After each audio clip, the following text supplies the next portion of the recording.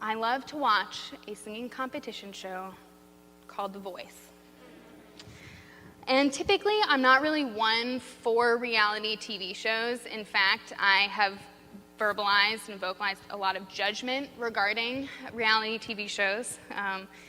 But I love The Voice. I love it. I can't get enough of it. And primarily, the thing that I love most about The Voice are these earlier rounds in the show called the blind auditions. And if you're unfamiliar with the show, I'm going to unpack it a little bit. But in the blind auditions, there are 4 coaches, and they're all noteworthy recording artists. They're exactly who you would want to listen to if you were trying to make it big in the biz. I watch The Voice, so I can call it the biz. And they listen to their contestants in chairs that are facing the opposite direction of the stage, so they can avoid seeing the contestants as they audition, so they can judge them solely on their voice. Before the contestant auditions, of course, the viewers learn a little bit about their lives. A lot of it is NBC playing into the sad stories, I think a little too much if I were to criticize the show, the tiniest bit. But you hear about the struggles they've faced, how long they've been waiting for their big break, and the no's that they've heard. The things that they've heard that's you're never going to make it, you're not good enough, and how that's deeply wounded and impacted them. And then they sing. This is kind of the best part. They sing, and in the course of the audition, the judges individually decide if the person auditioning is talented enough to merit joining their team. And it looks like this. So when they judge that yes, you're good enough, they hit this red button, and the chair turns around, and beneath the chair is this sign that says, "I want you." And this is where, on multiple occasions, I have cried.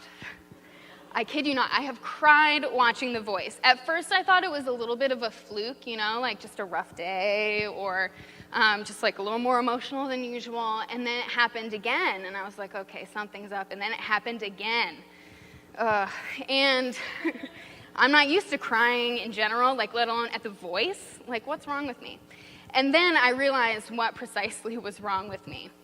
I realized that the premise of The Voice is that you're judged solely on the one thing that matters, your ability to sing. That all of the other ways that you may have been judged in the past, your age, your looks, your race, anything that blinded people, others, or even yourself from recognizing your God-given talent, all of those things are hidden from the judges. They're the people who are the experts in the field, the people who know if you're going to make it. And then when they hear you sing with passion and with power, and they hit that red button, and the "I want you" sign lights up, it turns out you have a chance in the competition, where every place that you heard a no or you're not quite good enough, you now get an "I want you" from someone who can actually make your dreams come true. And it's at this point that I cry multiple times. And I cry because I think that this is actually a small picture of what it means to be called to grace. But what is grace?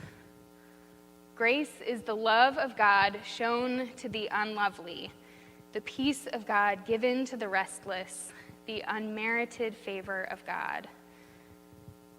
John Stott says that grace is love that cares and stoops and rescues. That grace is unconditional love toward a person who does not deserve it. Grace, according to The Voice, is this: that in every place in our lives where we've heard a no or not good enough, or those trials didn't matter, or where you've been marked by failure, where we stand to audition before Jesus, what we get is a resounding "I want you" before we even sing a note. This is the grace that calls us, and a grace that puts an entirely new song on our lips, whether or not we can even carry a tune.